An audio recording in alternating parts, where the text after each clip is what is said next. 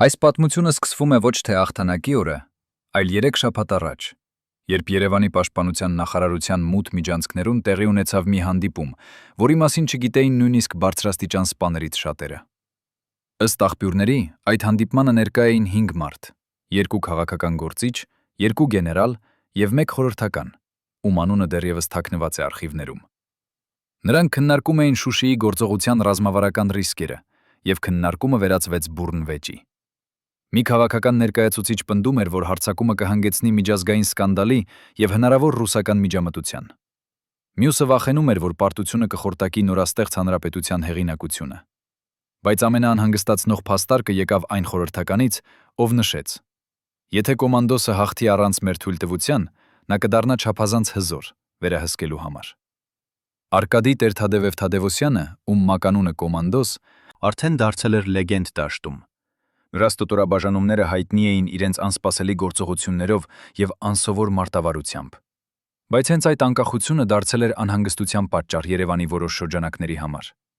Ըստ նրա անձնական օրագրի, որը պահվում է ընտանիքի արխիվում, Իտոմանդոսը գրել էր. Երևանից ամեն զանգը սկսվում է հարցով՝ ում հետ եմ խորհրդակցել, եւ ավարտվում է նախազգուշացմամբ՝ միշտ ապիր։ Նա զգում էր, որ ինչ-որ մեկը փորձում է արգելակել նրա նախաձեռնությունները, բայց չէր կարող հասկանալ ինչու։ Միթե քաղաքական ղեկավարությունը չէր ուզում հաղթանակ, թե վախենում էր, որ այդ հաղթանակը կստեղծի նոր հերոս, ում հեղինակությունը կմրցի իրենց սեփականի հետ։ 1992 թվականի ապրիլի վերջին կոմանդոսը ստացավ առաջին անպաշտոնական ազդանշան։ Նրա հին ընկերը, ով աշխատում էր գլխավոր շտաբում, զանգահարեց գիշերվա 2-ին եւ ասաց միայն մեկ նախադասություն. «Քեզ համար պատրաստում են թակարդ»։ Կոմանդոսը հարցրեց ով է, բայց պատասխան չստացավ։ Հեռախոսը անջատվեց եւ այդ ընկերը երբեք այլևս չկապվեց։ Այդ գիշեր Տեր-Թադևոսյանը նստեց իր դաշտային վրանում եւ սկսեց վերլուծել իրավիճակը։ Նա հասկացավ, որ եթե Շուշին չազատագրվի հիմա, այն կմնա ադրբեջանական վերահսկողության տակ տարիներ շարունակ։ Բայց նա նաեւ հասկացավ, որ եթե գործի առանց Երևանի պաշտոնական հաստատման, նրան կարող են մեղադրել անհնազանդության մեջ։ Որն էր ճիշտ ընտրությունը։ Հնազանդվել եւ կորցնել պատմական հնարավորությունը, թե գործել եւ ընդունել անձնական հետևանքները։ Մայիսի առաջին օրերին իրավիճակը սրվեց։ Ադրբեջանական ուժերը սկսեցին ամրացնել Շուշիի շուրջը իրենց դիրքերը, բերելով լրացուցիչ զինտեխնիկա եւ հրետանի։ Ժամանակը սպառվում էր։ Կոմանդոսը ուղարկեց Երևան հերթական հարցումը, խնդրելով թույլտվություն սկսել գործողությունները։ Պատասխանը եկավ 3 օր անց. սպասել։ Ոչ մի բացատրություն, ոչ մի ժամկետ, պարզապես սպասել։ Բայց սպասելը նշանակում էր թույլ տալ, որ թշնամին դառնա անհաղթահարելի։ Ըստ ռազմական վերլուծաբանների, ովքեր ուսումնասիրել են այդ ժամանակաշրջանը, ամեն հետաձգված օրը նվազեցնում էր հաջողության հավանականությունը 10%-ով։ Կոմանդոսը գիտեր այս թվերը։ Նա նաև գիտեր, որ եթե չգործի հիմա, հնարավորությունը կկորի ընդմիշտ։ Բայց ով էր այն մարդը Երևանում, ով այդքան վճռականորեն դեմ էր գործողությանը։ Ըստ մի քանի աղբյուրների, որոնք խոսել են անանուն պայմանով, գոյություն ուներ մի խումբ, որը կոչվում էր Քաղաքական համակարգման խորհուրդ։ Այս խումբը պաշտոնապես չգոյություն ուներ, բայց ունեցել է ազդեցություն ռազմական որոշումների վրա։ Նրանց հիմնական փաստարկը եղել է Շուշիի գրավումը կհրահրի Ռուսաստանի բացասական արձագանքը եւ կվտանգի միջազգային աջակցությունը։ Բայց արդյոք դա եղել է իսկական մտահոգությունը, թե ինչ-որ այլ շահեր էին խաղում։ Ինչու քաղաքական ղեկավարությունը վախենում էր մի ռազմական հաջողությունից, որը կարող էր փոխել պատերազմի ընթացքը։ 35 տարի անց, 1997 թվականին, Արկադի Տեր-Թադևոսյանը համաձայնեց տալ իր առաջին մանրամասն հարցազրույցը Շուշիի գործողության ստվերային կողմերի մասին։ Այս հարցազրույցը տևեց 6 ժամ եւ ձայնագրվեց նրա տանը, Երևանում, որտեղ պահպանվում են նաեւ նրա անձնական արխիվները։ Այն, ինչ նա պատմեց, կփոխի ձեր պատկերացումները Շուշիի ազատագրման մասին։ Կոմանդոսը բացահայտեց, որ մայիսի 6-ին, ընդամենը 2 օր առաջ գործողության սկսելուց, նա ստացավ ոչ թե 1, այլ 3 հակասական հրաման։ Առավոտյան ժամը 9 սպասել։ Կեսօրին պատրաստվել հնարավոր գործողության։ Երեկոյան հետաձգել անորոշ ժամկետով։ 3 հրաման 6 ժամվա ընթացքում յուրաքանչյուրը ստորագրված տարբեր մարդկանց կողմից։ Ով էր իրականում պատասխանատու որոշումների համար եւ ինչու այդքան քաոս էր տիրում հրամանատարության մեջ։ Ըստ կոմանդոսի վկայության, նա որոշեց անել մի բան անսովոր։ Նա անձամբ զանգահարեց Երևան եւ պահանջեց խոսել ուղղակիորեն որոշումներ կայացնող անձի հետ։ Զանգը տևեց 17 րոպե, եւ այդ զրույցի ընթացքում կոմանդոսը լսեց մի բան, որը նրան ցնցեց։ Քաղաքական ներկայացուցիչը, ում անունը նա չբացահայտեց նույնիսկ հարցազրույցում, ասաց. «Մենք չենք կարող թույլ տալ, որ դու դառնաս հերոս այս պահին։ Դա կստեղծի քաղաքական բարդություններ»։ Կոմանդոսը հարցրեց. «Ինչ բարդություններ», բայց պատասխան չստացավ։ Հեռախոսը անջատվեց, եւ հաջորդ մի քանի ժամվա ընթացքում բոլոր կապերը Երևանի հետ խզվեցին։ Արդյոք դա եղել է տեխնիկական խափանում, թե դիտավորյալ մեկուսացում։ Եվ ինչու քաղաքական ղեկավարությունը տեսնում էր վտանգ ոչ թե պարտության, այլ հաղթանակի մեջ։ Այդ գիշեր կոմանդոսը հավաքեց իր ամենամոտ հրամանատարներին։ Նրանք էին 5 հոգի, մարդիկ, ում նա վստահում էր իր կյանքը։ Նա դրեց սեղանին այն 3 հակասական հրամանները եւ ասաց. «Մենք ունենք ընտրություն։ Կարող ենք սպասել, մինչև Երևանը որոշի, կամ կարող ենք կործել հիմա եւ ընդունել հետևանքները»։ Ըստ մասնակիցների հիշողությունների, սենյակում տիրեց լռություն։ Յուրաքանչյուրը հասկանում էր, որ եթե նրանք գործեն առանց պաշտոնական հաստատման, նրանք բոլորը կարող են ենթարկվել ռազմական դատարանի։ Բայց նրանք նաև հասկանում էին, որ եթե չգործեն, Շուշին կկորի։ Մեկ հրամանատար, ով այժմ ապրում է արտերկրում եւ խոսեց անանուն պայմանով, հիշում է. «Մենք գիտեինք, որ կոմանդոսը ճիշտ է, բայց մենք նաև գիտեինք, որ Երևանը երբեք չի ների մեզ այդ անհնազանդության համար»։ Մայիսի 7-ին առավոտյան ժամը 5-ին կոմանդոսը կայացրեց իր վերջնական որոշումը։ Նա գրեց մի կարճ նամակ, որը հասցեագրված էր Պաշտպանության նախարարությանը, եւ դրանում նշեց. «Ես ստանձնում եմ ամբողջ պատասխանատվությունը այս գործողության համար։ Եթե ես սխալվում եմ, դատեք միայն ինձ, ոչ թե իմ մարդկանց»։ Այդ նամակը նա տվեց իր օգնականին հանձնելու Երևան, բայց հանձնարարեց ուղարկել միայն գործողության ավարտից հետո։ Ինչու նա ուզում էր, որ նամակը հասնի միայն հետո։ Արդյոք նա վախենում էր, որ եթե Երևանը իմանա նախապես, կուղարկեն հրաման կանգնեցնելու գործողությունը ուժով։ Կամ թե նա ուզում էր պաշտպանել իր մարդկանց, ստանձնելով ամբողջ մեղքը իր վրա։ Բայց կոմանդոսի խնդիրները չսահմանափակվում էին միայն Երևանի հետ հակասություններով։ Նա նաև պետք է լուծեր մի այլ խնդիր՝ ինչպես պահպանել գործողության գաղտնիությունը։ Ըստ ռազմական փորձագետների, Շուշիի գործողության հաջողության բանալին եղել է անակնկալը։ Բայց ինչպես կարելի էր պահպանել գաղտնիությունը, երբ Երևանում արդեն քննարկվում էր հնարավոր գործողությունը։ Կոմանդոսը վախենում էր, որ տեղեկատվությունը կարող է ախտահոսել եւ ադրբեջանական կողմը կպատրաստվի։ Նա որոշեց կիրառել մի խորամանկ մարտավարություն։ Նա տարածեց կեղծ տեղեկություն, որ պատրաստվում է գործողության դեպի այլ ուղղություն։ Նույնիսկ իր սեփական զինվորներից շատերը չգիտեին իրական նպատակը մինչև վերջին պահը։ Արդյոք այս խաբեությունը ուղղված էր միայն թշնամուն, թե նաև Երևանին։ 1992 թվականի մայիսի 7-ի երեկոյան կոմանդոսը ստացավ վերջին ազդանշանը, որ նրա որոշումը ճիշտ է։ Մի հետախուզական զեկույց հաղորդեց, որ ադրբեջանական ուժերը պատրաստվում են բերել Շուշի լրացուցիչ Իչ-200 զինվոր եւ 10 տանկ։ Եթե այդ ուժերը հասնեին, գործողությունը դառնար գրեթե անհնար։ Կոմանդոսը հասկացավ, դա վերջին պատուհանն է։ Նա հավաքեց իր հրամանատարներին եւ ասաց. «Մենք գործում ենք առավոտյան, Աստված օգնական»։ Բայց նույնիսկ այդ պահին նա չգիտեր, որ Երևանում արդեն պատրաստվում է մի այլ հրաման, որը կարող էր ամեն ինչ կանգնեցնել։ Ո՞վ էր այդ հրամանի հեղինակը, եւ ինչու նա այդքան վճռականորեն դեմ էր գործողությանը։ Մայիսի 8-ի առավոտյան, երբ կոմանդոսի ուժերը արդեն շարժվում էին դեպի Շուշի, Երևանում տեղի ունեցավ մի դեպք, որի մասին հանրությունը իմացավ միայն տարիներ անց։ Մի անհայտ այցելու ժամանեց Պաշտպանության նախարարություն, առավոտյան ժամը 7-ին, երբ շենքում գրեթե ոչ ոք չկար։ Այդ մարդը չներկայացավ անվամբ, բայց պահանջեց անհապաղ հանդիպում բարձրաստիճան պաշտոնյայի հետ։ Ըստ պահակի վկայության, ով այդ օրը հերթապահում էր մուտքի մոտ, այցելուն ուներ դիվանագիտական անձնագիր եւ խոսում էր ռուսերեն մոսկովյան առոգանությամբ։ Նա մնաց շենքում 45 րոպե եւ երբ դուրս եկավ, նրա դեմքը եղել է լարված եւ մռայլ։ Ո՞վ էր այդ մարդը։ Ռուսաստանի Դաշնության հատուկ ծառայությունների ներկայացուցիչ, արևմտյան հետախուզության գործակալ, թե ինչ-որ այլ ուժի դեսպան։ Եվ ամենակարևորը, ինչ նա ասաց այդ 45 րոպեների ընթացքում, որ հետո Երևանից ուղարկվեց այն արգելող հրամանը։ Ըստ մի քաղաքական գործչի, ով այդ տարիներին աշխատում էր նախարարության մոտ եւ խոսեց անանուն պայմանով, այդ հանդիպումից հետո տեղի ունեցավ արտակարգ խորհրդակցություն։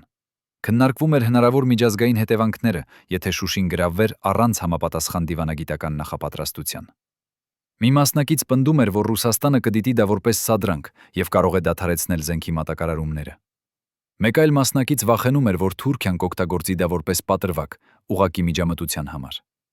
Բայց ամենաանհանգստացնող փաստարկը եկավ այն մարդուց, ով հանդիպել էր անհայտ այցելուի հետ։ Նա ասաց.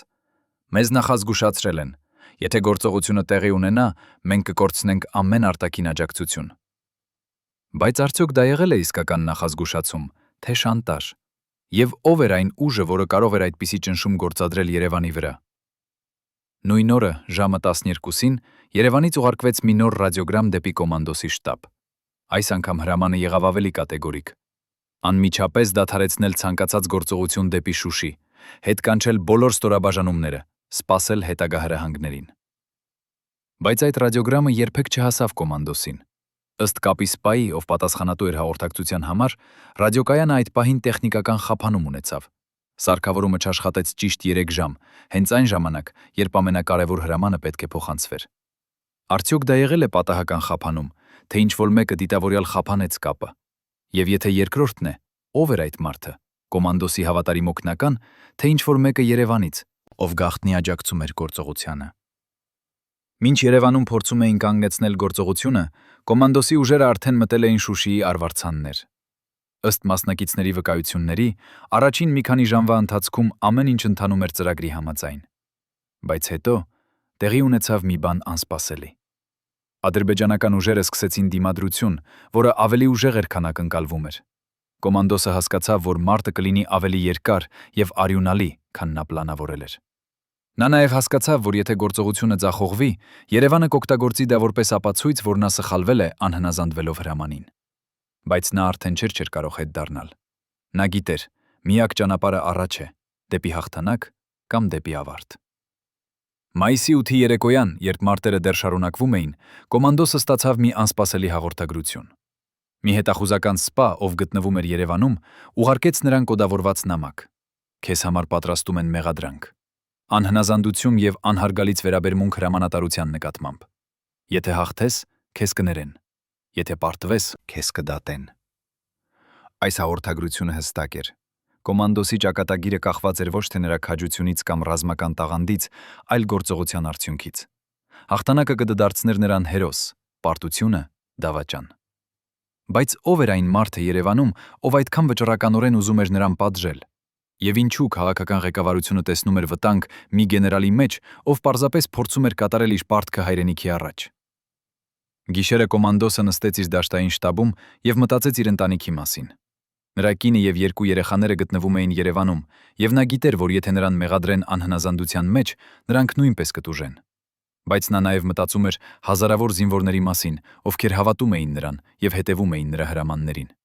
Նա մտածում էր Շուշիի մասին, քաղաքի, որը խորհրդանշում էր հայկական մշակույթը եւ պատմությունը։ Եվ նա հասկացավ, որ նա չէր կարող հետ դառնալ, անկախ անձնական հետևանքներից։ Նա գրեց իր օրագրում. «Եթե ես պետք է ընտրեմ իմ կարիերայի եւ իմ ժողովրդի միջև, ես միշտ կընտրեմ իմ ժողովուրդը»։ Բայց արդյոք նա գիտեր, որ այդ ընտրությունը կարող էր արժանալ ոչ միայն նրա կարիերան, այլև նրա ազատությունը։ Մայիսի 9-րդի առավոտյան, երբ հայկական դրոշը բարձրացվեց Շուշիի վրա, Երևանում տիրեց լռություն։ Քաղաքական ղեկավարությունը չգիտեր, թե ինչպես արձագանքել։ Մի կողմից դա եղավ հսկայական ռազմական հաղթանակ, որը փոխեց պատերազմի ընթացքը։ Մյուս կողմից դա եղավ բացահայտ անհնազանդություն հրամանին։ Ըստ մի քաղաքական խորհրդականի, ով ներկա էր այդ օրվա քննարկումներին, տեղի ունեցավ բուռն վեճ. պետք է կոմանդոսին պարգևատրել, թե պատժել։ Մի խումբ պնդում էր, որ նա արժանի է ամենաբարձր պարգևին, ազգային հերոսի կոչման։ Մեկ այլ խումբ պահանջում էր ռազմական դատարան, օրինակ ցույց տալու, որ անհնազանդությունը անթույլատրելի է։ Բայց ամենավերջում հաղթեց առաջին տեսակետը, ոչ թե արդարության, այլ քաղաքական անհրաժեշտության պատճառով։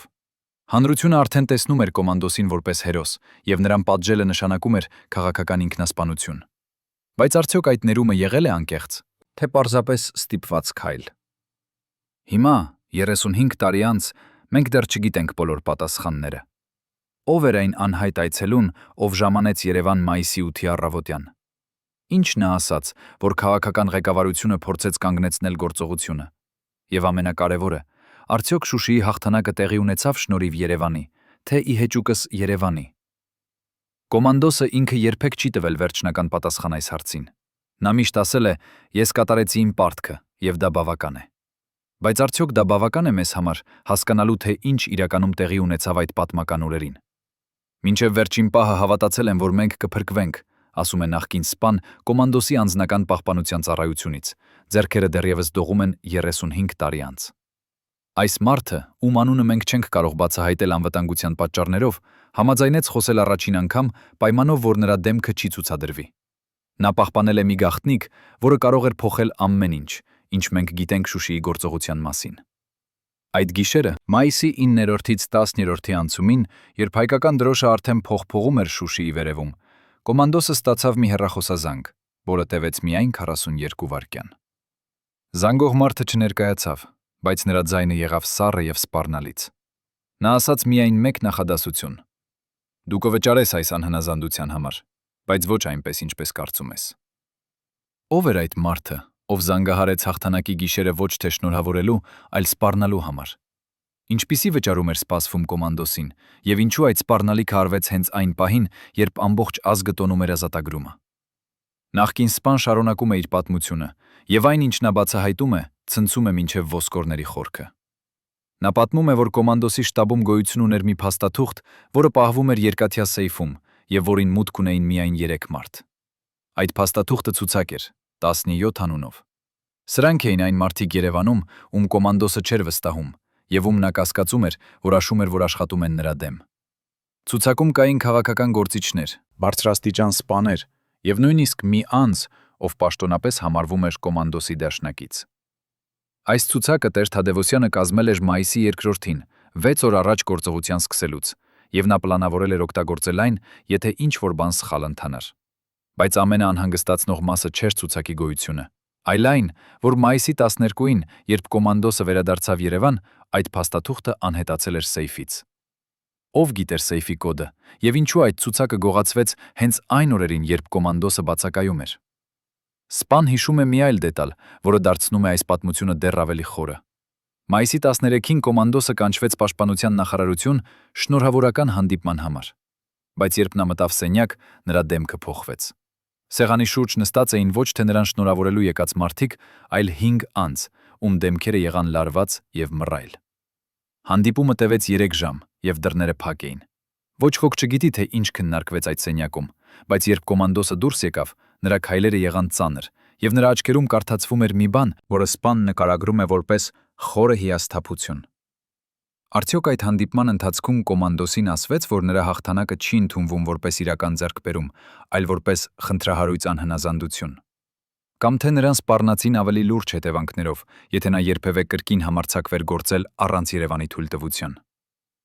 Բայց ամենաշոկային բացահայտումը եկավ, երբ սպան պատմեց մի դեպքի մասին, որը տեղի ունեցավ մայիսի 15-ին։ Կոմանդոսը ստացավ մի անանուն նամակ, որը թողնված էր նրա մեքենայի ապակու տակ։ Նամակում գրված էր ռուսերեն. «Շուշին միայն սկիզբն է,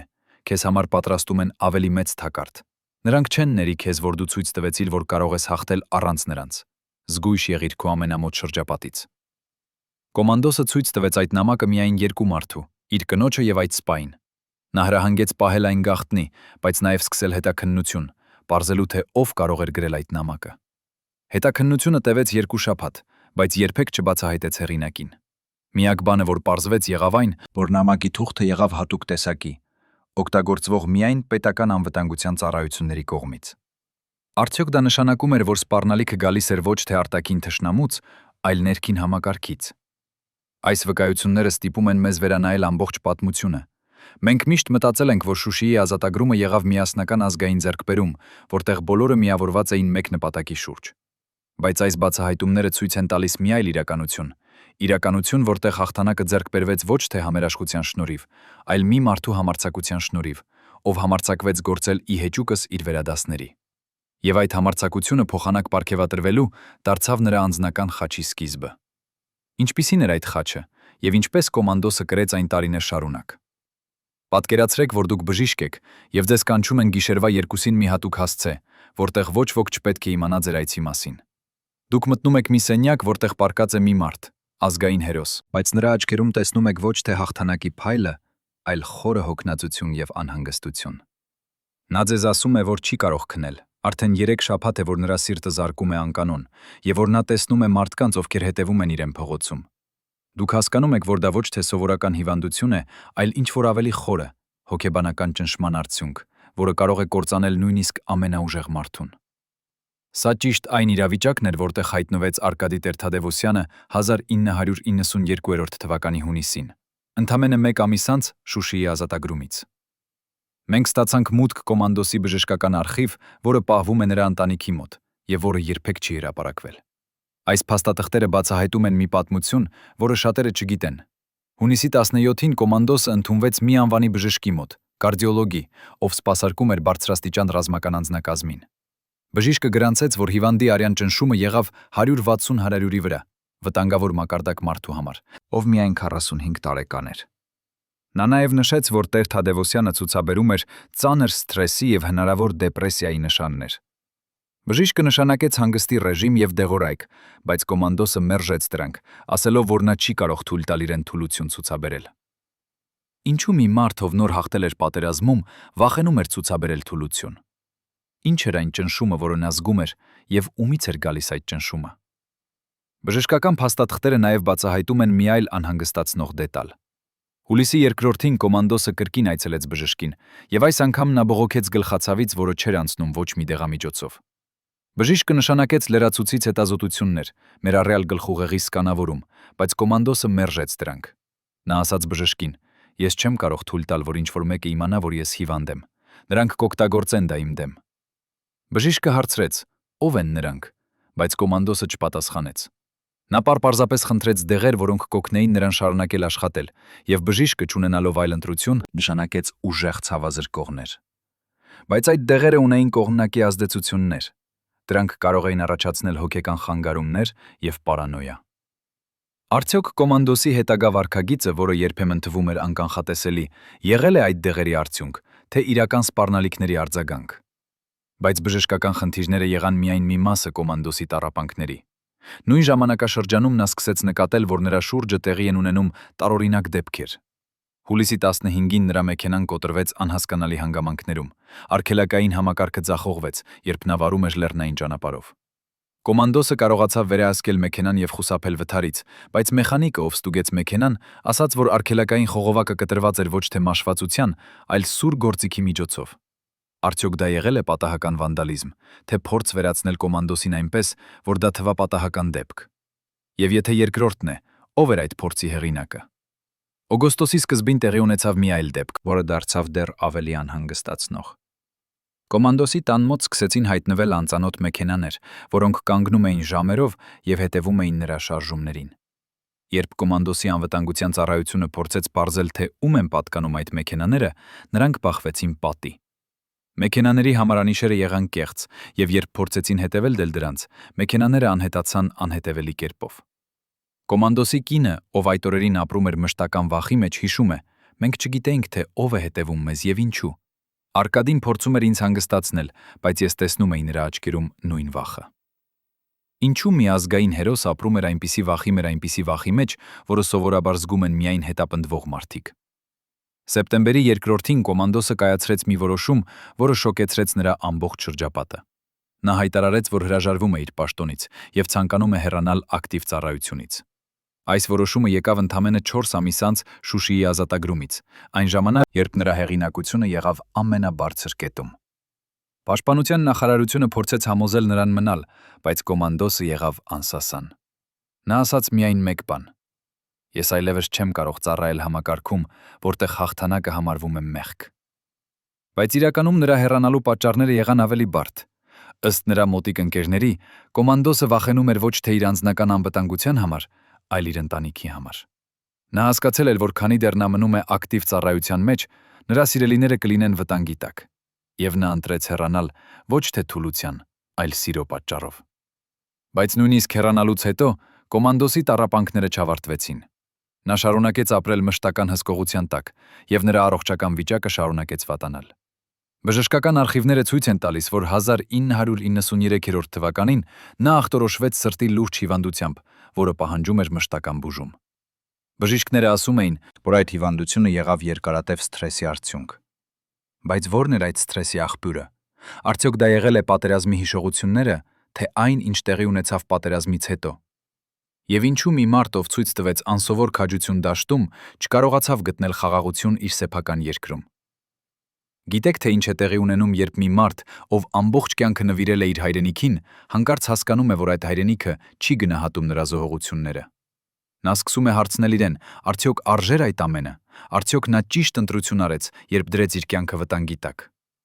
Եվ երբ այդ հարցերը մնում են առանց պատասխանի, նա սկսում է կորցնել հավատը ոչ միայն համակարգին, այլև իր սեփական ընտրություններին։ Սա ճիշտ այն ճանապարհն էր, որով քայլում էր Արկադի Տեր-Թադևոսյանը 1994 թվականին, 2 տարի անց Շուշիի ազատագրումից։ Նա դարձել էր ստվեր իր նախկին ինքնության, մարդ, ով խուսափում էր հանրային հանդես գալուց եւ ապրում էր գրեթե մեկուսացված կյանքով։ Բայց ինչու մի լեգենդար հրամանատար ընտրեց մեկուսացումը, եւ ինչ էր նա փորձում թաքցնել կամ պաշտպանել։ 1994 թվականի մարտին տեղի ունեցավ մի դեպք, որը վերջնականապես կոտրեց կոմանդոսի հոգին։ Նրան հրավիրեցին մասնակցել մի պաշտոնական միջոցառման, նվիրված Շուշիի ազատագրման երկրորդ տարելիցին։ Կոմանդոսը սկզբում մերժեց, բայց երբ նրան ասացին, որ նրա բացակայությունը կհամարվի անհարգալից, նա համաձայնեց գալ։ Միջոցառումը տեղի ունեցավ Երևանի կենտրոնում, մի մեծ դահլիճում, որտեղ հավաքված էին հարյուրավոր մարդիկ, վետերաններ, քաղաքական գործիչներ եւ լրագրողներ։ Բայց երբ եկավ կոմանդոսի հերթը խոսելու, տեղի ունեցավ մի բան անսպասելի։ Նրան տրվեցին միայն 3 րոպե, փոխանակ 15-ի, որը տրվել էր մյուս բանախոսներին։ Եվ երբ նա սկսեց խոսել Շուշիի գործողության իրական դժվարությունների մասին, միկրոֆոնը հանկարծ անջատվեց։ Կոմանդոսի կինը, ով ներկա էր այդ կինը, ով ներկա էր այդ միջոցառմանը, հիշում է այդ պահը որպես ամենաշոկայինը իրենց ամուսնական կյանքում։ Նա ասում է. Արկադին կանգնած էր բեմում, փորձում էր խոսել, բայց ոչ ոք չէր լսում նրան։ Մարդիկ սկսեցին խոսել միմյանց հետ, եւ կազմակերպիչները շտապեցին անցնել հաջորդ բանախոսին։ Երբ մենք վերադարձանք տուն, Արկադին նստեց եւ լաց եղավ։ Ես երբեք չէի տեսել նրան լացող, նույնիսկ պատերազմի ամենադժվար օրերին։ Ինչու մի ազգային հերոս ենթարկվեց այդպիսի նվաստացման, եւ ով էր որոշել, որ նրա ձայնը չպետք է լսվի։ Արդյոք դա եղել է պատահական տեխնիկական խափանում, թե դիտավորյալ փորձ լռեցնելու նրան։ Այդ դեպքից հետո կոմանդոսը կայացրեց մի վերջնական որոշում, նա այլևս երբեք չի մասնակցի պաշտոնական միջոցառումներին։ Նա ասաց իր ընտանիքին. Եթե նրանք չեն ուզում լսել ճշմարտությունը, ես չեմ ստիպի նրանց։ Բայց այս որոշումը ունեցավ լուրջ հետևանքներ։ Քաղաքական շրջանակները սկսեցին տարածել լուրեր, որ կոմանդոսը դարձել է դժգոհ եւ անհամագործակցող։ Որոշ լրատվամիջոցներ նույնիսկ սկսեցին հարցականի տակ դնել նրա դերը Շուշիի ազատագրման գործում, ասելով, որ հաղթանակը եղել է կոլեկտիվ ջանքերի արդյունք, ոչ թե մեկ մարդու նախաձեռնության։ Այս վերանայումը պատմության եղավ ամենացավոտ հարվածը կոմանդոսի համար։ Նա տեսավ, թե ինչպես նրա զոհողությունները մոռացվում են եւ ինչպես նրա անունը աստիճանաբար ջնջվում է պաշտոնական պատմագրությունից։ Բայց ամենաանհավատալին այն էր, որ այս ամենը տեղի էր ունենում այն ժամանակ, երբ կոմանդոսը դեռ ապրում էր եւ կարող էր պաշտպանել իր պատիվը։ Ինչու համակարգը այդքան շտապում էր վերագրել նրա ձեռքբերումները ուրիշներին։ Ըստ մի պատմաբանի, ով ուսումնասիրել է այդ ժամանակաշրջանը, պատճառը եղավ քաղաքական։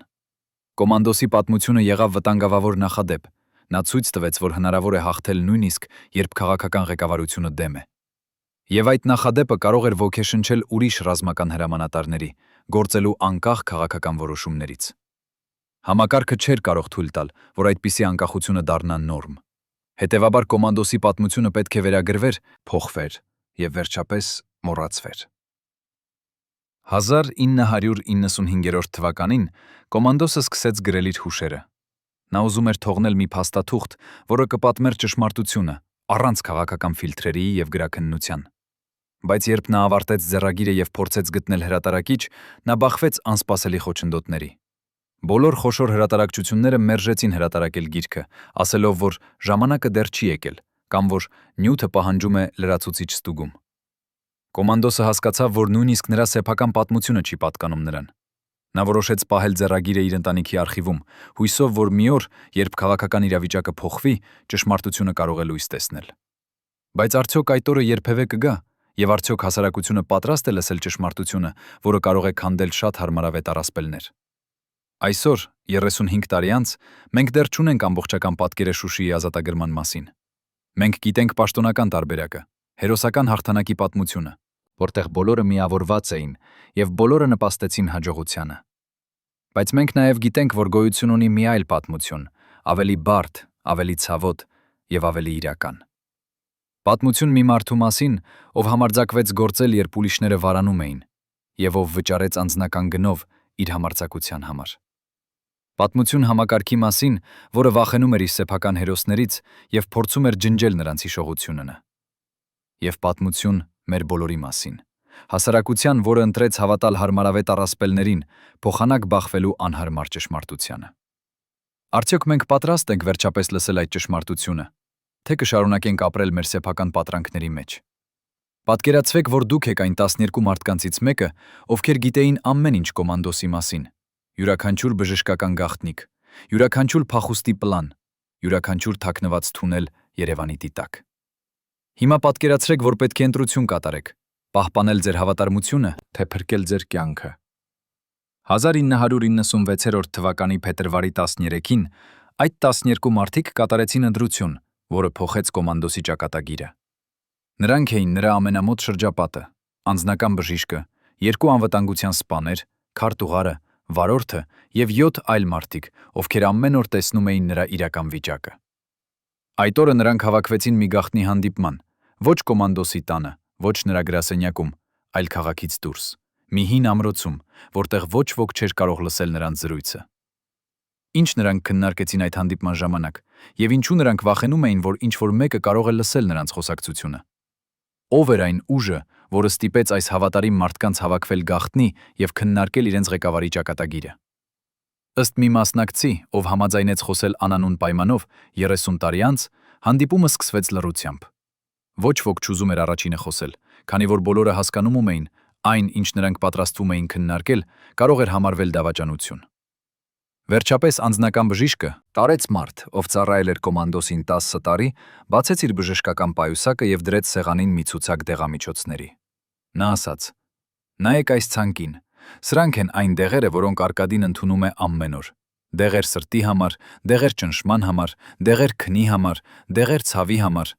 Նա ընդունում է 17 տարբեր դեղամիջոց օրական։ Սա ոչ թե բուժում է, այլ դանդաղ ինքնասպանություն»։ Սենյակում տիրեց ծանր լռություն։ Բոլորը գիտեին, որ կոմանդոսի առողջությունը վատանում է, բայց ոչ ոք չգիտեր, որ իրավիճակը այդքան լուրջ է։ Մի անվտանգության սպա հարցրեց. «Ինչու նա չի դադարեցնում այդ դեղերը»։ Եվ բժիշկը պատասխանեց. «Քանի որ առանց դրանց նա չի կարող գործել։ Եվ եթե նա դադարեցնի գործել, նա կմեռնի ոչ թե հիվանդությունից, այլ հուսահատությունից»։ Նից բժիշկը շարունակեց բացատրել կոմանդոսի իրական վիճակը, վիճակ, որը թաքնված էր հանրությունից եւ նույնիսկ նրա ընտանիքի մեծ մասից։ Նա պատմեց, որ Տեր Թադևոսյանի սիրտը աշխատում է միայն 40% իր նորմալ հզորությունից։ Նրա լյարդը վնասված է երկարատև դեղորայքից։ Նրա նյարդային համակարգը գտնվում է մշտական լարվածության մեջ։ Եվ ամենավատը, նա սկսել է ունենալ հիշողության խնդիրներ։ Երբեմն նա մոռանում է անուններ, երբեմն ամսաթվեր, երբեմն նույնիսկ այն, թե ինչ է ասել 5 րոպե առաջ։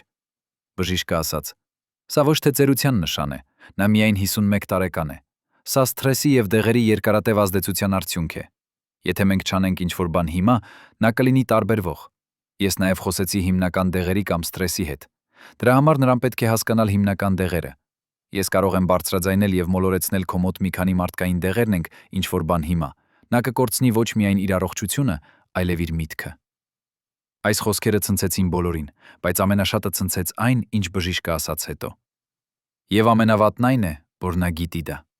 Նա գիտի, որ մեռնում է, բայց շարունակում է գործել, քանի որ վախենում է, որ եթե դադարեցնի, ամեն ինչ, ինչի համար նա պայքարել է, կկորի։ Հանդիպումը շարունակվեց 3 ժամ, եւ այդ ժամանակ 12 մարդիկ քննարկեցին մի հարց, որը ոչ ոքը չուզում էր բարձրաձայնել։ Արդյոք նրանք պետք է ասեն կոմանդոսին ճշմարտությունը։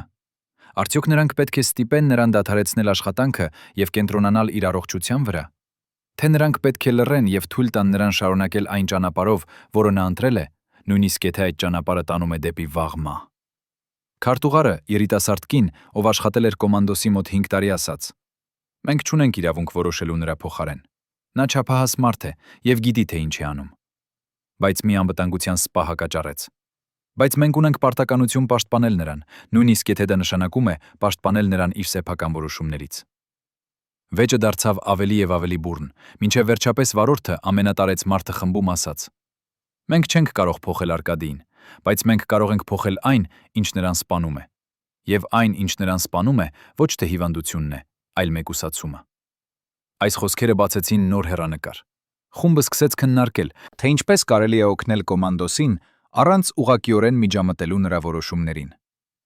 Նրանք որոշեցին ստեղծել մի ոչ պաշտոնական ցանց, մարդկանց, ովքեր կաջակցեին նրան, կպահպանեին նրա գաղտնիքները եւ կպաշտպանեին նրան այն ուժերից, որոնք փորձում էին նրան վնասել։ Այս ցանցը ներառում էր ոչ միայն այդ 12 մարդկանց, այլև ուրիշներ, նախկին զինվորներ, լրագրողներ, նույնիսկ որոշ քաղաքական գործիչներ, ովքեր դեռ հավատալիմ էին կոմանդոսին։ Նրանք կոչեցին այս ցանցը պահապանները,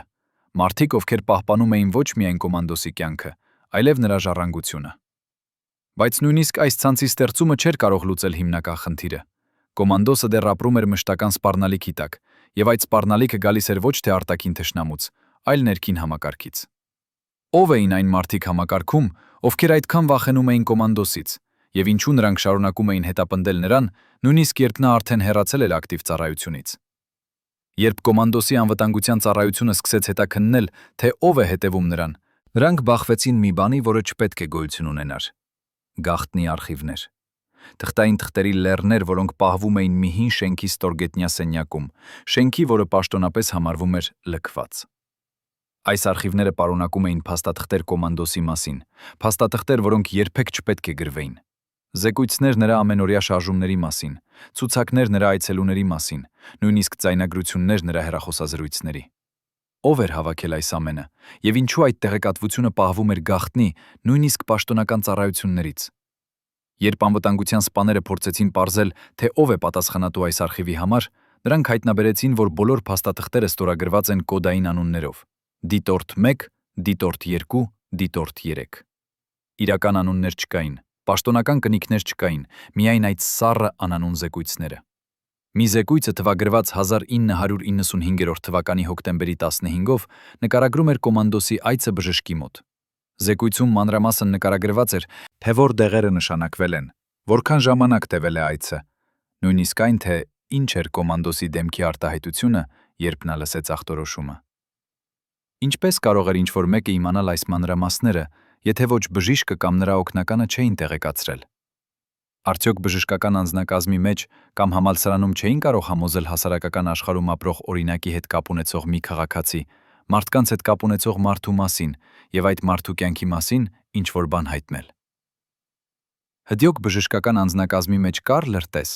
թե բժշկի գրասենյակը գաղտնի լսարկվում էր։ Մեկ այլ զեկույց, թվագրված 1996 թվականի հունվարի 21-ով, նկարագրում էր կոմանդոսի հանդիպումը իր նախկին հրամանատարներից մեկի հետ։ Զեկույցում նշված էր ոչ միայն հանդիպման վայրը եւ ժամանակը, այլև զրույցի բովանդակությունը, ներառյալ այն պահը, երբ կոմանդոսը ասաց. «Ես չեմ վստահում ոչ ոքի Երևանում»։ Ինչպես կարող էր ինչ-որ մեկը լսել այդ խոսակցությունը, եթե հանդիպումը տեղի էր ունեցել մի անտառային տնակում, հեռու քաղաքից։ Ամենաանհանգստացնող փաստաթուղթը եղավ մի ներքին հուշագիր, թվագրված 1996 թվականի փետրվարի 1-ով,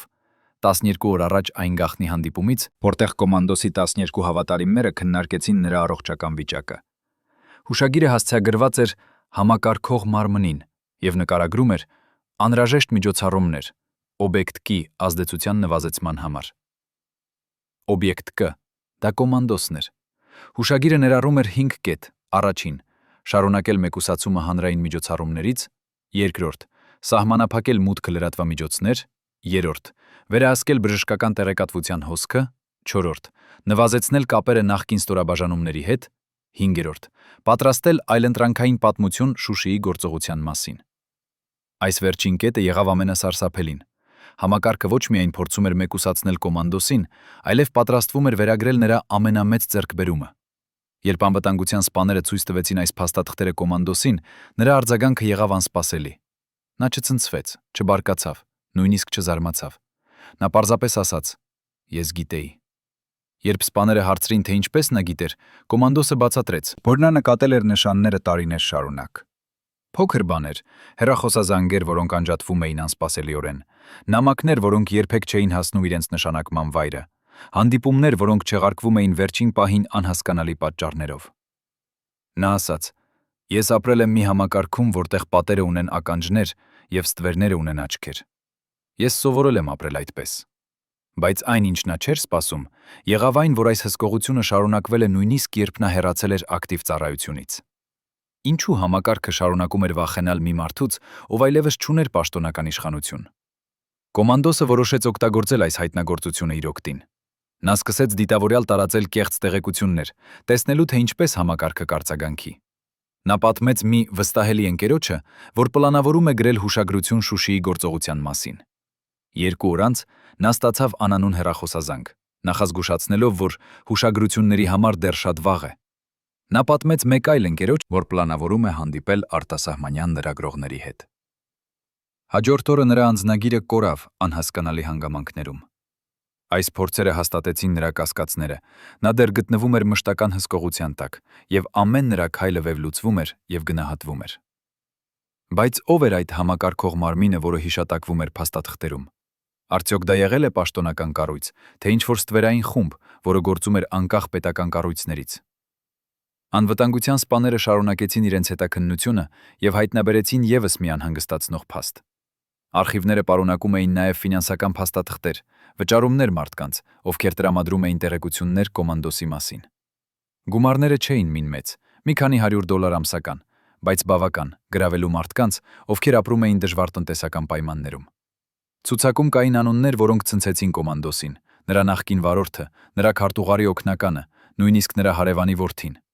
Մարդիկ, ում նա վստահում էր, ում նա համարում էր ընկերներ, վերածվել էին լրտեսների, ոչ թե գաղափարական համոզմունքից, այլ պարզապես փողի համար։ Երբ կոմանդոսը տեսավ այս անունները, նրա դեմքը մռայլեցավ, բայց նա ասաց միայն. «Ես չեմ մեղադրում նրանց։ Համակարգը օգտագործում է մարդկանց թուլությունները։ Իսկական մեղավորները նրանք են, ովքեր ստեղծել են այս համակարգը»։ Բայց ով էին այդ իսկական մեղավորները, եւ ինչու նրանք երբեք չեն պատասխանատվության ենթարկվել իրենց գործողությունների համար։ Ամենաանհավատալի բացահայտումը եկավ, երբ անվտանգության սպաները հասան արխիվի ամենախորը,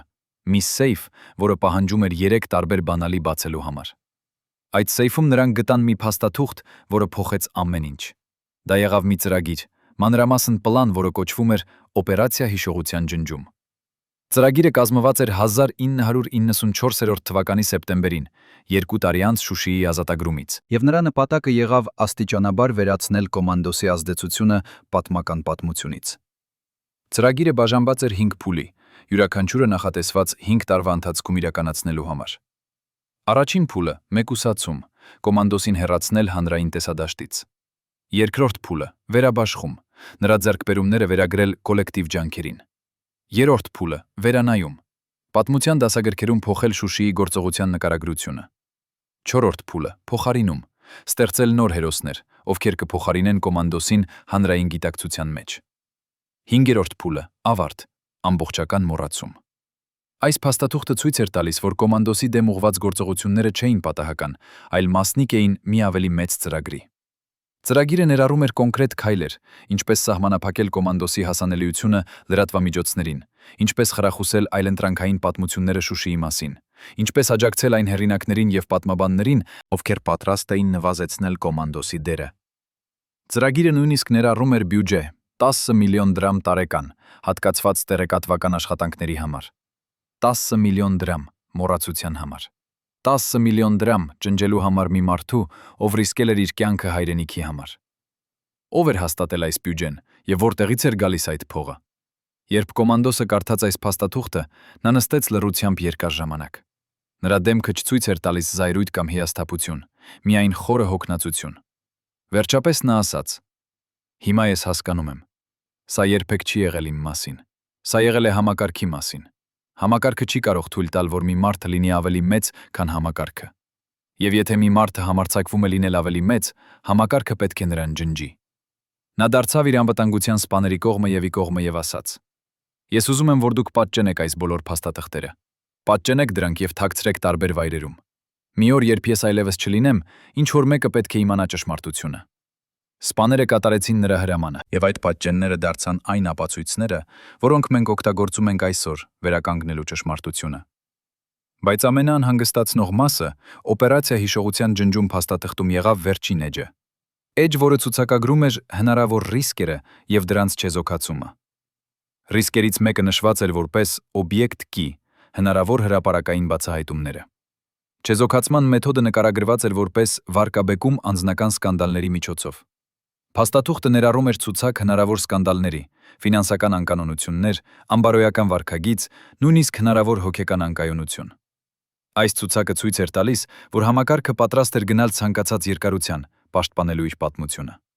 Եթե կոմանդոսը փորձեր խոսել, նրանք պատրաստ էին ոչնչացնել նրա հեղինակությունը, օգտագործելով կեղծ մեղադրանքներ եւ հրահրված սկանդալներ։ Սա եղավ ոչ թե պաշտպանություն, այլ պատերազմ։ Պատերազմ ճշմարտության դեմ։ Կոմանդոսը հասկացավ, որ նա գտնվում է անելանելի իրավիճակում։ Եթե նա լռեր, նրա պատմությունը կջնջվեր։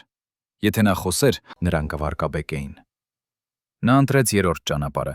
Նա որոշեց փաստաթղթավորել ամեն ինչ, բայց ոչ հրապարակել այն իր կյանքի ընթացքում։ Նա ասաց իր ամենամոտ մարդկանց. «Ես կթողնեմ ապացույցները, ես կթողնեմ փաստաթղթերը, ես կթողնեմ ճշմարտությունը, բայց ես չեմ պայքարի համակարգի դեմ, քանի որ գիտեմ այդ պայքարը կվերածվի ցիրկի, որտեղ ճշմարտությունը կկորի աղմուկի մեջ։ Թող ապագա սերունդները որոշեն, թե ինչ անել այս ապացույցներով»։ Եվ այդպես էլ եղավ։ Կոմանդոսը ապրեց իր մնացած տարիները հանգիստ, խուսափելով հանրային ուշադրությունից, բայց միշտ գիտենալով, որ ճշմարտությունը պահպանված է անվտանգ վայրում։ Այսօր, երբ մենք բացում ենք այս արխիվները, մենք տեսնում ենք մի պատմություն, որը շատ ավելի բարդ է, քան մենք երբևէ պատկերացրել ենք։ Մենք տեսնում ենք մի համակարգ, որը վախենում էր ճշմարտությունից ավելի, քան ցանկացած արտաքին թշնամուց։ Մենք տեսնում ենք մի մարդու, ով ընտրեց ազնվությունը փառքի փոխարեն, լռությունը սկանդալի փոխարեն։ Եվ մենք տեսնում ենք մի հարց, որը դեռ սպասում է պատասխանի։ Արդյոք մենք, որպես հասարակություն, պատրաստ ենք ընդունել ճշմարտությունը, նույնիսկ երբ այդ ճշմարտությունը քանդում է մեր հարմարավետ առասպելները։ Արդյոք մենք պատրաստ ենք պատվել այն մարդկանց, ովքեր համարձակվեցին գործել ճիշտ, նույնիսկ երբ համակարգը պահանջում էր նրանցից հնազանդություն։ Թե մենք կշարունակենք ապրել մեր սեփական պատրանքների մեջ, մինչև հաջորդ սերունդը հայտնաբերի այս ապացույցները եւ հարցնի մեզ. ինչու մենք ընտրեցինք լռությունը։ Առաջին անգամ 35 տարվա ընթացքում այն մարդը, ով պատասխանատու էր կոմանդոսի անձնական անվտանգության համար, համաձայնեց խոսել տեսախցիկի առջև։ Նրա ձեռքերը դողում են, ձայնը կոտրվում է, բայց այն ինչ նա պատմում է, արժե սպասելը։ Այս մարդը, ում մենք կանվանենք Սերգեյ, անվտանգության նկատառումներից ելնելով պահպանել է մի գաղտնիք, որը կարող էր փոխել ամեն ինչ։ 1997 թվականի մարտի 22-ին, երբ կոմանդոսը վերադարձավ տուն ուշ երեկոյան մի հանդիպումից Ստեփանակերտում, Սերգեյը նկատեց մի բան անսովոր։ Կոմանդոսի մեքենայի ետևի անիվի տակ դրված էր մի փոքր սարք, ոչ ավելի մեծ, քան սիգարետի տուփը, կցված մագնիսային սալիկով։ Սերգեյը անմիջապես ճանաչեց այդ սարքը։ Դա եղավ հետևող սարք, որը օգտագործվում էր միայն հատուկ ծառայությունների կողմից։ Բայց ով էր տեղադրել այն եւ ինչու հենց այդ օրը, երբ կոմանդոսը պետք է հանդիպեր Արցախի ղեկավարության հետ։ Արդյոք ինչ-որ մեկը ուզում էր իմանալ, թե ինչ է քննարկվում այդ հանդիպումներում, թե սա եղավ ավելի մութ նպատակի մաս, պատրաստել ինչ-որ բան ավելի վտանգավոր։ Սերգեյը չասաց կոմանդոսին այդ գտածքի մասին անմիջապես։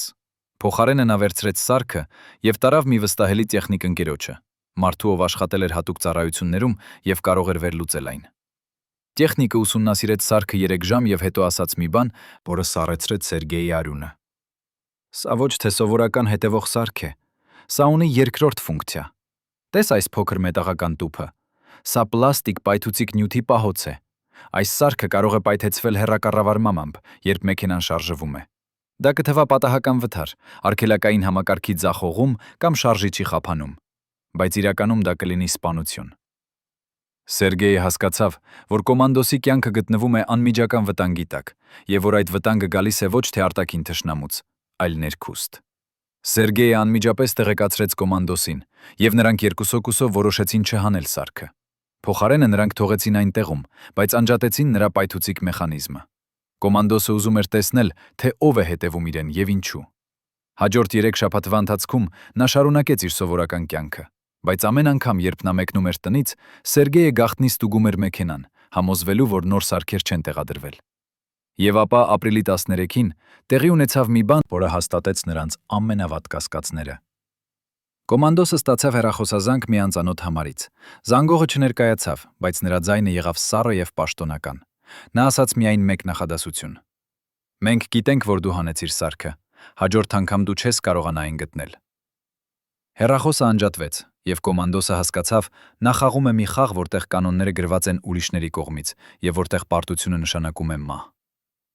Այդ զանգից հետո կոմանդոսը կայացրեց մի ծայրահեղ որոշում։ Նա հրավիրեց իր ամենամոտ 10 մարդկանց, այն 10-ը, ում նա վստահում էր իր կյանքը, եւ ասաց նրանց.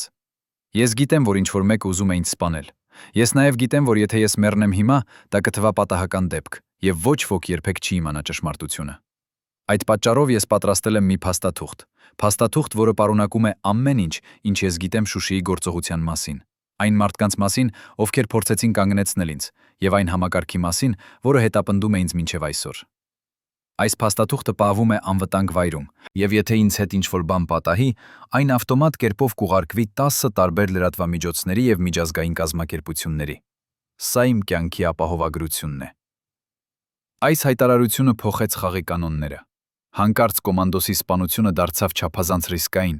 քանի որ նրա մահը կբերեր ճշմարտության բացահայտմանը։ Բայց արդյոք այս ռազմավարությունը իսկապես աշխատեց, թե կոմանդոսը պարզապես ուշացրեց անխուսափելին։ Ինչու մի մարդ, ով ծառայել էր իր հայրենիքին ամբողջ սրտով, ստիպված էր ապրել մշտական վախի մեջ, վախենալով ոչ թե արտաքին թշնամուց, այլ իր սեփական համակարգից։ Եվ ամենակարևորը, ով էր այն մարդը կամ խումբը, որը տվել էր հրաման վերացնել կոմանդոսին, եւ ինչու նրանք այդքան վախենում էին նրանից, որ պատրաստ էին գնալ սպանության։ Երբ մարդ ապրում է մշտական սպառնալիքի տակ, նրա մարմինը սկսում է փոխվել ոչ միայն հոգեբանորեն, այլև ֆիզիկորեն։ Կոմանդոսի բժշկական արխիվները, որոնք մենք ստացանք նրա ընտանիքից, բացահայտում են մի պատմություն, որը շատ ավելի խորն է, քան պարզ հիվանդություն։ 1998 թվականի հունիսին, 6 տարի անց Շուշիի ազատագրումից,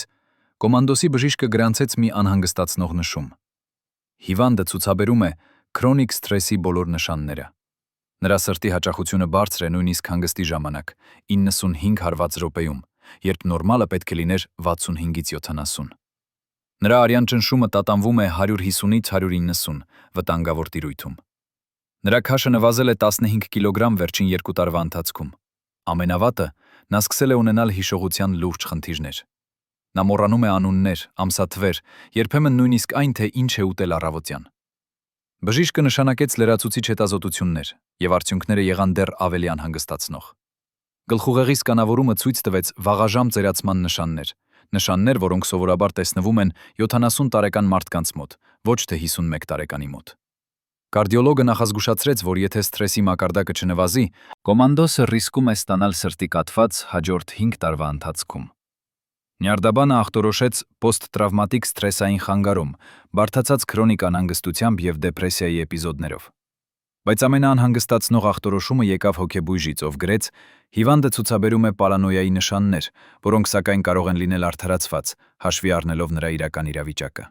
Նա հավատում է, որ նրան հետևում են, լսարկում են եւ պլանավորում են վնասել։ Սովորաբար ես կախտորոշեի սա որպես պարանոիկ խանգարում, բայց այս դեպքում ես չեմ կարող բացառել, որ նրա վախերը իրական են։ Այս բժշկական փաստաթղթերը ցույց են տալիս, որ կոմանդոսը ոչ միայն հոգեբանորեն, այլև ֆիզիկորեն քայքայվում էր համակարգի ճնշման տակ։ Բայց նա մերժեց դադարեցնել իր աշխատանքը։ Նա շարունակեց հանդիպել վետերանների հետ, աջակցել Արցախի ազատամարտիկներին, խոսել երիտասարդների հետ պատերազմի իրական դասերի մասին։ Երբ նրա կինը խնդրեց նրան հանգստանալ, նա պատասխանեց. «Եթե ես դադարեցնեմ, նրանք հաղթել են։ Եթե ես լռեմ, ճշմարտությունը մեռնում է ինձ հետ։ Ես չեմ կարող թույլ տալ դա»։ Բայց այս համառությունը ունեցավ իր գինը։ 1999 թվականի դեկտեմբերին կոմանդոսը տեղափոխվեց հիվանդանոց, սուր սրտային ցավերով։ Բժիշկները ասացին, որ նա եղել է մի քանի ժամ հեռու սրտի կաթվածից։ Նրան պահեցին հիվանդանոցում 2 շաբաթ, եւ այդ ժամանակ նա վերջապես համաձայնեց խոսել իր իրական զգացմունքների մասին։ Նրա անձնական բժիշկը, ով այցելեց նրան ամեն օր, հիշում է մի զրույց, որը տեղի ունեցավ դեկտեմբերի 21-ին, գիշերվա 2-ին, երբ հիվանդանոցը լուռ էր եւ ոչ ոք չէր կարող լսել նրանց։ Կոմանդոսը ասաց. «Գիտես ինչն է ամենավատը։ Ոչ թե ֆիզիկական ցավը, ոչ թե վախը մահվան առջև։ Ամենավատը գիտակցելն է, որ այն, ինչի համար ես պայքարել ես, այն, ինչի համար ես զոհել ես ամեն ինչ, այժմ օգտագործվում է քեզ դեմ»։ Շուշին ազատագրվեց, բայց ով է հիշում իրական պատմությունը։ Մարդիկ հիշում են միայն այն, ինչ նրանց թույլ են տալիս հիշել։ Եվ այն, ինչ նրանց թույլ են տալիս հիշել, դա կեղծ տարբերակն է։ Տարբերակ, որտեղ ես եմ փոքր դերակատար, ոչ թե հիմնական հերոսը։ Բժիշկը փորձեց նրան հանգստացնել, բայց կոմանդոսը շարունակեց. «Բայց գիտես ինչն է ավելի վատ։ Ես չեմ կարող պայքարել դրա դեմ։ Եթե ես փորձեմ ասել ճշմարտությունը, նրանք կասեն, որ ես դժգոհ եմ, որ ես փնտրում եմ փառք, որ ես հիվանդ եմ եւ չեմ հիշում ճիշտ։ Եվ մարդիկ կհավատան նրանց, քանի որ համակարգը ավելի հզոր է, քան մեկ մարդը»։ Այդ գիշեր բժիշկը տեսավ կոմանդոսին լացող։ Առաջին եւ միակ անգամը իրենց 10-ամյա ծանոթության ընթացքում։ Նա լաց էր լինում ոչ թե իր առողջության, ոչ թե իր ապագայի համար, այլ այն համար, որ ճշմարտությունը մեռնում էր նրա աչքի առաջ, եւ նա անզոր էր կանգնեցնելու այն։ Բժիշկը հիշում է. այդ պահին ես հասկացա, որ Արկադին մեռնում է ոչ թե սրտի հիվանդությունից, այլ կոտրված սրտից։ Նա մեռնում էր, քանի որ տեսնում էր, թե ինչպես նրա ամենամեծ ձեռքբերումը վերածվում է քաղաքական գործիքի, եւ ինչպես նրա անունը աստիճանաբար ջնջվում է պատմությունից։ Բայց նույնիսկ այդ ամենածանր պահին կոմանդոսը չկորցրեց իր վճռականությունը։ Նա ասաց բժշկին. «Խոստացիր ինձ մի բան. երբ ես մեռնեմ, դու կպատմես ճշմարտությունը։ Ոչ հիմա, ոչ վաղը, այլ երբ ժամանակը գա։ Խոստացիր, որ իմ պատմությունը չի մեռնի ինձ հետ»։ Բժիշկը խոստացավ, եւ այդ խոստումը նա պահպանեց մինչև այսօր։ Երբ կոմանդոսը դուրս եկավ հիվանդանոցից հունվարի սկզբին, նա եղավ այլ մարդ։ Նրա մարմինը թուլացել էր, բայց նրա հոգին ուժեղացել։ Նա որոշեց, որ չի ծախսի իր մնացած ժամանակը պայքարելով համակարգի դեմ, այլ կփաստաթղթավորի ամեն ինչ, յուրաքանչյուր դետալ, յուրաքանչյուր անուն, յուրաքանչյուր փաստ։ Նա սկսեց գրել իր վերջնական վկայությունը, վկայություն, որը ոչ թե մեղադրանք էր, այլ պարզապես ճշմարտության գրառում։ Այդ վկայությունը դարձավ այն փաստաթուղթը, որը մենք օգտագործում ենք այսօր, վերականգնելու իրական պատմությունը։ Բայց արդյոք կոմանդոսը իսկապես հավատում էր, որ ճշմարտությունը մի օր կբացահայտվի, թե? Սա եղավ պարզապես նրա վերջին փորձը, տալու իմաստ իր տառապանքներին։ Պատկերացրեք, որ դուք պահում եք մի ցուցակ 15 անունով, անուններ այն մարդկանց, ովքեր դավաճանեցին ձեզ, ովքեր աշխատեցին ձեր դեմ, ովքեր փորձեցին ջնջել ձեր ժառանգությունը։ Այս ցուցակը կոմանդոսը պահպանեց իր անձնական սեյֆում, գրված ձեռքով հին թղթի վրա, թվագրված 1999 թվականի փետրվարի 18-ով։ Այս ցուցակը չէր վրեժխնդրության ցանկություն, այլ պարզապես փաստերի գրառում այն մարդկանց, ովքեր ընտրեցին համակարգը ճշմարտության փոխարեն։ Ցուցակում կային քաղաքական գործիչներ, բարձրաստիճան սպաներ, նույնիսկ մի անձ, ով պաշտոնապես համարվում էր կոմանդոսի ընկեր։ Յուրաքանչյուր անվան կողքին կոմանդոսը գրել էր կարճ նշում, նկարագրելով, թե ինչպես այդ մարդը նպաստել է նրա մեկուսացմանը կամ նրա պատմության աղավաղմանը։ Ամենաանհանգստացնող անունը ցուցակում եղավ մի մարդ, ում կոմանդոսը նշել էր որպես գլխավոր հակառակորդ։ Այս մարդը չէր բարձրաստիճան պաշտոնյա, ոչ հայտնի քաղաքական գործիչ։ Նա եղավ մի խորհրդական, մարդ, ով աշխատում էր ստվերներում, բայց ում ազդեցությունը տարածվում էր ամենաբարձր մակարդակներ։ Ըստ կոմանդոսի նշումների, այս մարդը եղավ հիմնական ճարտարապետը օպերացիա հիշողության ջնջում ծրագրի։ Նա եղավ այն մարդը, ով համակարգեց բոլոր ջանքերը մեկուսացնելու կոմանդոսին, վարկաբելու նրա ձեռքբերումները եւ վերագրելու Շուշիի հաղթանակը կոլեկտիվ ջանքերին։ Բայց ամենաանհավատալին այն էր, որ այս մարդը շարունակեց իր աշխատանքը, նույնիսկ երբ կոմանդոսը հեռացել էր ակտիվ ծառայությունից։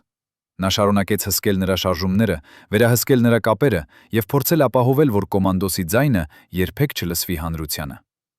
1999 թվականի մայիսին, ուղղակի 8 տարի անց Շուշիի ազատագրումից, տեղի ունեցավ մի դեպք, որը վերջնականապես բացահայտեց այս գլխավոր հակառակորդի ինքնությունը։ Կոմանդոսը հրավիրվեց մասնակցել մի փակ հանդիպման, որը պաշտոնապես նվիրված էր Արցախյան պատերազմի վետերանների աջակցության հարցերին։ Բայց երբ կոմանդոսը մտավ սենյակ, նա տեսավ, որ այնտեղ կա միայն մեկ այլ մարդ, այն խորհրդականը, ում նա երբեք չէր հանդիպել անձամբ, բայց ում անունը լսել էր բազմիցս։ Խորհրդականը ներկայացավ եւ առաջարկեց կոմանդոսին նստել։ Այն, ինչ տեղի ունեցավ հաջորդ 45 րոպեների ընթացքում, կոմանդոսը նկարագրել է որպես ամենասառը եւ ամենաանկեղծ զրույցը իմ կյանքում։ Խորհրդականը սկսեց խոսել ուղղակիորեն եւ առանց դիվանագիտական քողարկման։ Նա ասաց. «Արկադի Համլետի, ես հարգում եմ քեզ որպես զինվոր եւ որպես հայրենասեր, բայց դու պետք է հասկանաս մի բան. պատմությունը գրվում է ոչ թե դաշտում, այլ կաբինետներում։ Շուշին ազատագրվեց, եւ դա մեծ հաղթանակ է, բայց այդ հաղթանակի պատմությունը պետք է ծառայի ազգային շահերին, ոչ թե անհատական փառքին։ Եթե մենք թույլ տանք, որ մեկ մարդը դառնա այդ հաղթանակի խորհրդանիշը, մենք ստեղծում ենք վտանգավոր նախադեպ։ Մենք ստեղծում ենք մի իրավիճակ, որտեղ ռազմական հրամանատարները կարող են գործել անկախ քաղաքական ղեկավարությունից, եւ դա անթույլատրելի է»։ Կոմանդոսը լսեց լռությամբ, եւ երբ խորհրդականը ավարտեց, նա հարցրեց միայն մեկ բան. «Եվ ինչ դու ուզում ես ինձանից»։ Խորհրդականը պատասխանեց. «Ես ուզում եմ, որ դու հասկանաս իրականությունը եւ ընդունես այն»։ Շուշիի պատմությունը արդեն վերագրված է։ Դու կմնաս որպես մասնակից, բայց ոչ որպես հիմնական հերոս։ Դու կարող ես պայքարել դրա դեմ, բայց դու կկորցնես։ Կամ դու կարող ես ընդունել դա եւ ապրել հանգիստ կյանք, ապահովված կենսաթոշակով եւ հարգանքով։ Ընտրությունը քոնն է։ Կոմանդոսը նայեց խորհրդականին երկար ժամանակ եւ հետո ասաց. Դու գիտես ինչն է տարբերությունը մեր միջև։ Դու մտածում ես, որ պատմությունը կարելի է վերահսկել, բայց ես գիտեմ, որ ճշմարտությունը միշտ գտնում է իր ճանապարհը։ Թերևս ոչ այսօր, թերևս ոչ վաղը, բայց մի օր։ Եվ երբ այդ օրը գա, քո անունը կլինի այն ցուցակում մարդկանց, ովքեր փորձեցին թաքցնել ճշմարտությունը։ Նա ելավ եւ հեռացավ, առանց ձեռք սեղմելու, առանց հրաժեշտի։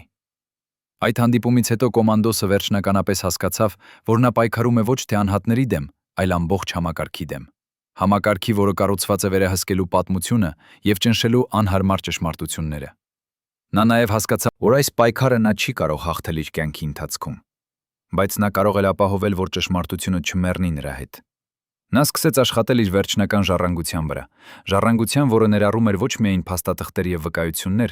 այլև մի ցուցում իր ընտանիքին եւ հավատարիմ մարդկանց, թե երբ եւ ինչպես բացահայտել այդ ճշմարտությունը։ Նա գրեց. «Մի բացահայտեք սա, մինչև համակարգը փոխվի։ Մի բացահայտեք սա, մինչև հասարակությունը պատրաստ լինի լսել։ Բայց երբ այդ ժամանակը գա, մի վարանեք։ Ճշմարտությունը արժանի է լսվելու, անկախ նրանից, թե որքան անհարմար է այն»։ Այսօր, երբ մենք բացում ենք այս արխիվները եւ կարդում կոմանդոսի վերջնական վկայությունը, մենք տեսնում ենք մի պատմություն, որը շատ ավելի բարդ է, քան պարզ հերոսության պատմություն։ Մմություն։ Մենք տեսնում ենք մի մարդու, ով պայքարեց ոչ միայն դաշտում, այլև իր սեփական համակարգի դեմ։ Մենք տեսնում ենք մի համակարգ, որը վախենում էր ճշմարտությունից ավելի, քան ցանկացած թշնամուց։ Եվ մենք տեսնում ենք մի հարց, որը դեռ սպասում է պատասխանի. արդյոք մենք, որպես հասարակություն, պատրաստ ենք ընդունել ճշմարտությունը, նույնիսկ երբ այդ ճշմարտությունը քանդում է մեր հարմարավետ առասպելները։ Շուշիի ազատագրումից 35 տարի անց քաղաքը կրկին անցավ այլ ձեռքեր։ 1999 թվականի հաղթանակը, որը ձեռք բերվեց արյունով եւ համարձակությամբ, կորավ 1999 թվականի աշնանը, 44 օրվա պատերազմում։ Կոմանդոսը չտեսավ այդ օրը։ Նրա ճանապարհը ավարտվեց 1999 թվականի դեկտեմբերին, երբ նրա սիրտը վերջապես հանձնվեց տարիների սթրեսի եւ հոգնածության տակ։ Նրա վերջին խոսքերը, ըստ նրա կնոջ, եղան. «Ես արեցի այն, ինչ պետք է անեի, մնացածը ձեր պարտականությունն է»։ Նրա թարմանը ներկա էին հազարավոր մարդիկ, վետերաններ, քաղաքացիներ, նույնիսկ որոշ քաղաքական գործիչներ, ովքեր տարիներ շարունակ աշխատել էին նրա դեմ։ Բայց ամենաարժեքավորը եղավ այն, որ նրա սեփական զինվորները, այն մարդիկը, ովքեր հետևել էին նրան Շուշի, գրեցին նրա դագաղը եւ երգեցին այն երգերը, որոնք նրանք երգել էին հաղթանակի գիշերը։ Կոմանդոսի ժառանգությունը մնաց բարդ եւ հակասական։ Պաշտոնական պատմագրությունը շարունակեց նվազեցնել նրա դերը, նկարագրելով Շուշիի ազատագրումը որպես կոլեկտիվ ջանքերի արդյունք։ Բայց նրանք, ովքեր եղել են այնտեղ, ովքեր տեսել են նրա համարձակությունը եւ նրա անհնազանդությունը անարդար հրամանների նկատմամբ, պահպանեցին իրական պատմությունը իրենց հիշողություններում։ Նրա անձնական արխիվները, որոնք նա թողեց իր ընտանիքին, դարձան մի գանձարան փաստերի, վկայությունների եւ փաստաթղթերի, որոնք մի օր կարող են վերականգնել ամբողջական ճշմարտությունը։ Բայց արդյոք այդ օրը կգա, եւ արդյոք հասարակությունը պատրաստ կլինի ընդունել այն ճշմարտությունը, որը կարող է քանդել շատ հարմարավետ առասպելներ։ Այն մարդիկ, ովքեր աշխատեցին կոմանդոսի դեմ, շարունակեցին իրենց կարիերաները։ Որոշներն ստացան բարձր պաշտոններ, ուրիշները հեռացան քաղաքականությունից, բայց ոչ ոքը երբեք չպատասխանեց իր գործողությունների ունների համար։ Գլխավոր հակառակորդը, այն խորհրդականը, ով համակարգեց օպերացիա հիշողության ջնջում ծրագիրը, ապրեց մինչև ծերություն եւ մեռավ իր անկողնում, շրջապատված ընտանիքով եւ հարգանքով։ Նրա անունը երբեք չհայտնվեց հանրությանը, եւ նրա դերը կոմանդոսի հետապնդման մեջ մնաց գաղտնի։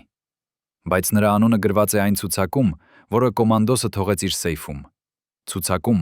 որը մի օր կարող է դառնալ պատմական փաստաթուղթ։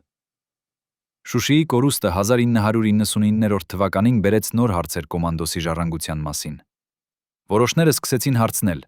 արդյոք 1992 թվականի հաղթանակը արժեր զոհողությունները, եթե այն չկարողացավ պահպանվել։ Ուրիշները պնդեցին, որ խնդիրը չէր հաղթանակի մեջ, այլ այն քաղաքական ղեկավարության մեջ, որը չկարողացավ պահպանել այն, ինչ զինվորները նվաճել էին արյունով։ Բայց ամենակարևոր հարցը մնաց անպատասխան։ Արդյոք մենք սովորեցինք ինչ-որ բան այդ պատմությունից, թե մենք դատապարտված ենք կրկնելու նույն սխալները։ Արդյոք մենք դեռ ապրում ենք մի համակարգում, որտեղ համարձակությունը պատժվում է եւ ճշմարտությունը թաքցվում է, Թե մենք վերջապես պատրաստ ենք ստեղծել մի հասարակություն, որտեղ հերոսները պատվվում են, ոչ թե հետապնդվում։ Կոմանդոսի պատմությունը թողնում է մեզ մի բաց հարց, որը յուրաքանչյուրս պետք է պատասխանենք մեզ համար։ Ինչ ավելի կարևոր է՝ հարմարավետ առասպելները, որոնք մեզ թույլ են տալիս քնել հանգիստ, թե անհարմար ճշմարտությունները, որոնք մեզ ստիպում են բախվել մեր սեփական թերություններին։ Արդյոք մենք պատրաստ ենք պատվել այն մարդկանց, ովքեր համարձակվեցին գործել ճիշտ, նույնիսկ երբ համակարգը պահանջում էր նրանցից հնազանդություն, թե մենք կշարունակենք փառաբանել այն մարդկանց, ովքեր պարզապես հետևեցին հրամաններին։ Եվ ամենակարևորը, արդյոք մենք կարող ենք ստեղծել մի համակարգ, որտեղ հաջորդ կոմանդոսը չի ստիպված լինի ընտրել իր պարտքի և իր անվտանգության միջև։ Հարգելի հեռուստադիտողներ, եթե դուք հետևել եք այս ողբերգական պատմությանը մինչև վերջ, գրեք մեկ մեկնաբանություններում, թե որ քաղաքից եք։ Մեզ համար կարևոր է իմանալ, թե որտեղ Արկադի Տեր-Թադևոսյանը դեռ հիշվում է։ Եվ բաժանորդագրվեք ալիքին, չբաց թողնելու ճշմարտությունը պատմության կուռքերի մասին։